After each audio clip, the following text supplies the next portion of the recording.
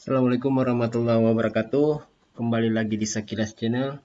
Halo teman-teman dan adik-adik sekalian, dimanapun berada. Selamat pagi, selamat siang, selamat malam, selamat sore. Baik, pada video sebelumnya kita telah membahas tentang garis dan sudut, ya, hubungan antara titik, garis dan bidang. Pada video kali ini kita akan membahas tentang kedudukan garis, ya. Nah, namun sebelum itu kita nyalakan dulu musiknya supaya agak sedikit hiburan, ya.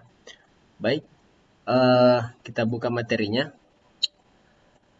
Nah, adik-adik, pada video kali ini kita akan membahas seperti yang saya telah katakan tadi, kita akan membahas tentang kedudukan dua garis, ya. Kedudukan dua garis. Nah, baik itu kita akan mempelajari tentang kedudukan dua garis, baik dua garis sejajar, dua garis saling berpotongan, dan dua garis saling berimpit pada bidang. Ya, ini kita batasi pada bidang, ya. Di mana pentingnya materi ini akan bermanfaat sekali nanti kalau adik-adik mempelajari tentang materi segitiga dan segi empat di pembelajaran selanjutnya.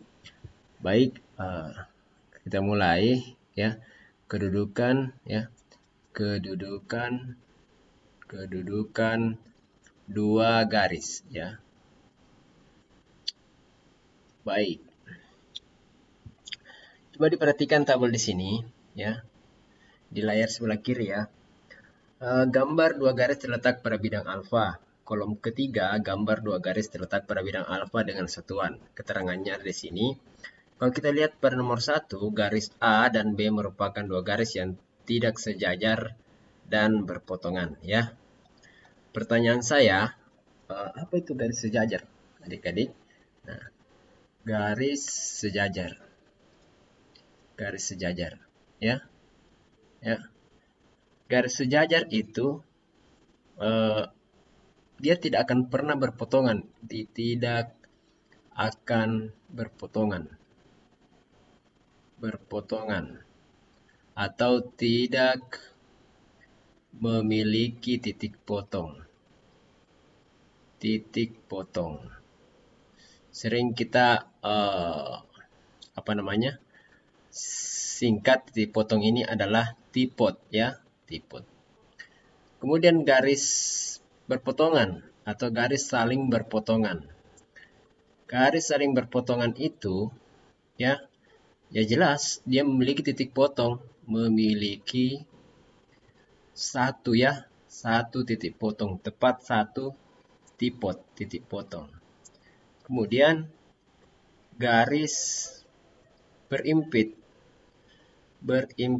Garis berimpit itu, ya, memiliki banyak titik potong, memiliki banyak tipot, tak terhingga banyaknya, ya, tak terhingga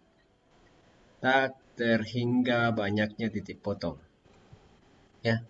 Baik, kita kembali ke tabel ini, adik-adik, ya. Pada gambar nomor 1 ini, ya, digambarkan ada garis A ini yang berwarna merah dan garis B ini yang berwarna biru. Nah, garis A dan garis B ini dia tidak sejajar dan berpotongan. Kenapa dikatakan berpotongan padahal di gambar ini tidak berpotongan? Nah, ya, coba diperhatikan. Ini garisnya, ya. Saya gambar garis. Nah, kemudian ini adalah garis, oke. Garis B, garis A ini. Garis A. Ini garis B. Ini dua buah garis yang tidak sejajar. Kenapa? Karena jarak di ujung sini, ya. Ini jarak di sini. Saya rubah ini. Jarak di sini ini tidak sama dengan jarak yang di ujung sini. Nah, apa yang akan terjadi apabila garis ini diperpanjang, ya? Ketika garis ini diperpanjang, nah, ya, dia akan berpotongan. Dia akan memilih titik potong, ini namanya titik potong. Inilah yang dimaksud dengan tipot. titik potong. Titik perpotongan antara dua garis, yaitu garis A dan garis B pada contoh ini ya. Nah, seperti halnya juga di tabel nomor 2. Dia juga tidak sejajar, garis C dan D tidak sejajar, berpotongan. Nah, kita lihat. Ini ada yang berbeda di contoh nomor 3. Ini adalah garis yang sejajar. Nah, apa tadi pengertian garis sejajar? Garis sejajar adalah garis yang tidak berpotongan, tidak akan pernah berpotongan meskipun diperpanjang sampai sepanjang-panjang-panjangnya. Ya, dia tidak akan pernah memiliki titik potong, sejajar terus ya. Nah, seperti ini. Garis E dengan garis E. Nah, sejajar terus. Contohnya seperti ini. Kalau saya gambar sini, yang lain ya. Nah, seperti ini. Ya, ini adalah garis, misalnya garis C, ini garis D. Ini garis C dengan garis D, meski diperpanjang sampai ke sini, dia tidak akan pernah berpotongan. Kenapa? Karena jarak antara ujung ini dengan ujung ini selalu sama, ya. Ini lihat ini, yang pakai satuan 9 cm jaraknya di sini juga 9 cm. Maka dikatakanlah dia adalah garis yang sejajar. Kita lanjut nomor 4. Seperti itu juga nomor 4, garis Q dan garis H juga garis yang saling sejajar.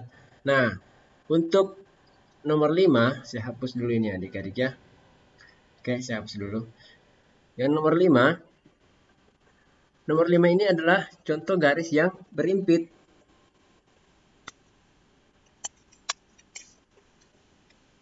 Nah, contoh garis yang berimpit. Bagaimana? Kenapa dikatakan berimpit ya? Coba lihat ini untuk membedakannya.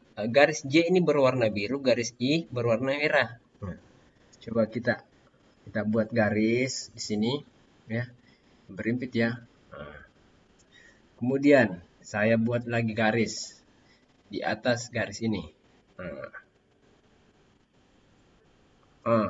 Aduh, kurang berimpit ini. Nah, saya hapus saja ya. Saya ulang. Tadi warna biru, garis yang panjangnya, garis, anggaplah ini garis J. Kemudian saya buat lagi garis di sini. Ya. Dia ini garis I ya, yang merah. Ini garis J yang warna biru. Garis I dan J ini dikatakan saling berimpit. Tadi di awal tadi sebelum saya hapus ini, dia memiliki banyak titik potong. Di mana titik potongnya? Nah, inilah sepanjang garis ini adalah merupakan titik potong dari garis I dan garis J. Ya, jadi banyak titik potongnya, ya. Jadi banyak titik potongnya. Inilah yang dinamakan garis berimpit. I dan J berhimpit atau berimpit ya. Sama juga dengan nomor 6. Dia juga yang berimpit, garis K dengan garis L ya. Kemudian untuk nomor 7, ini untuk nomor 7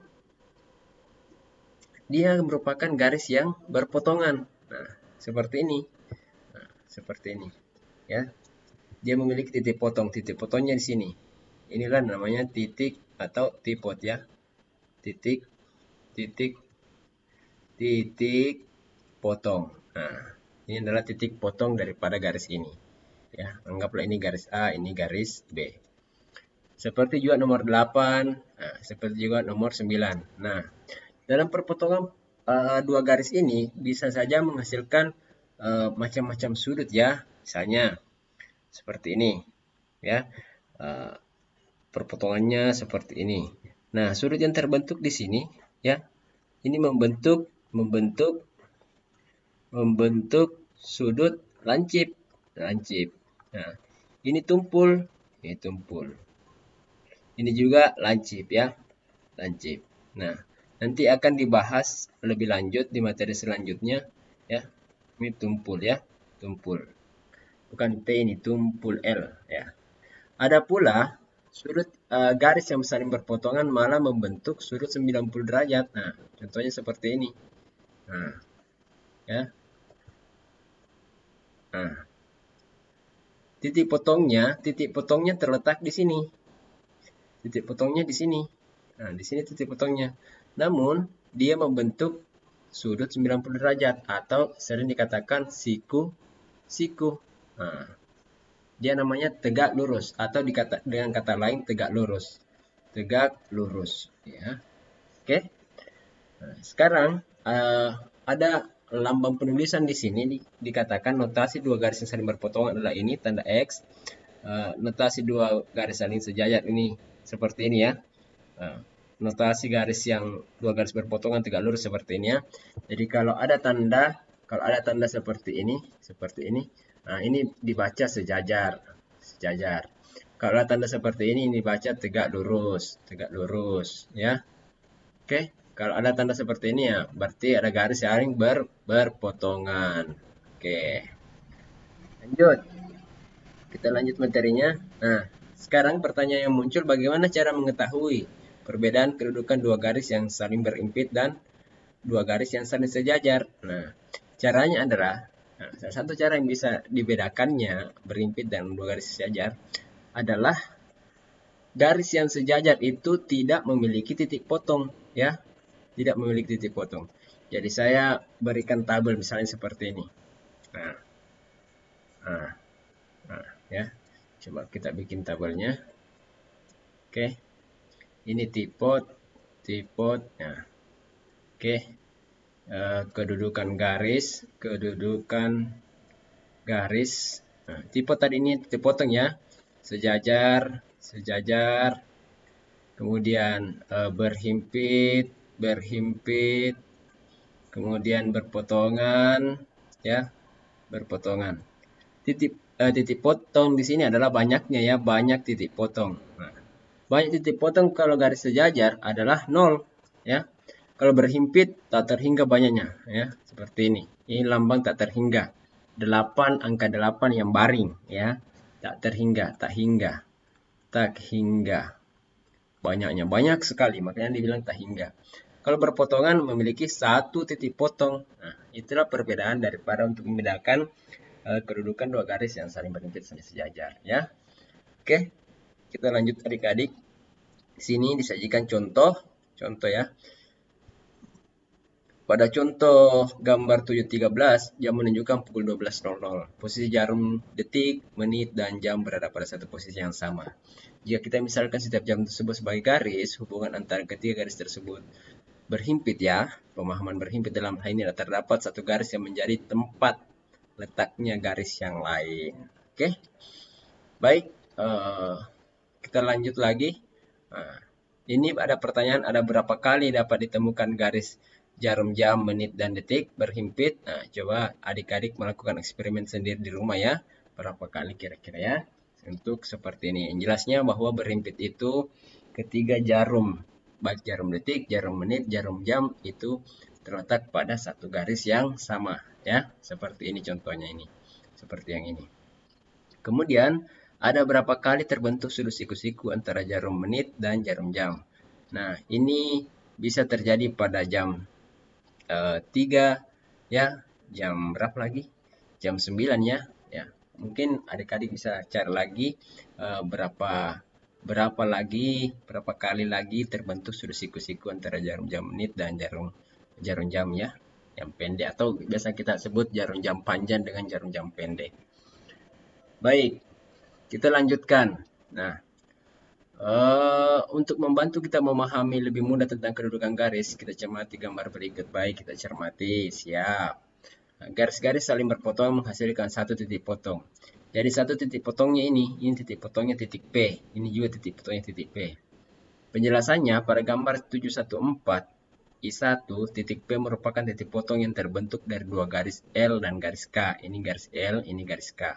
Sedangkan pada gambar 7142, titik P merupakan titik potong yang terbentuk dari tiga garis K, L, dan M. Ya. Untuk gambar ya, terdapat 4 daerah yang terbentuk oleh hasil perpotongan garis K dan L. Jadi begini adik-adik ya. Jadi misalnya ada dua buah garis, saya bedakan ya. Saya bedakan warnanya. Ada dua buah garis. Ya. Titik potongnya ini misalnya titik potong P. Ya, ini yang anggaplah garis K, ini garis L.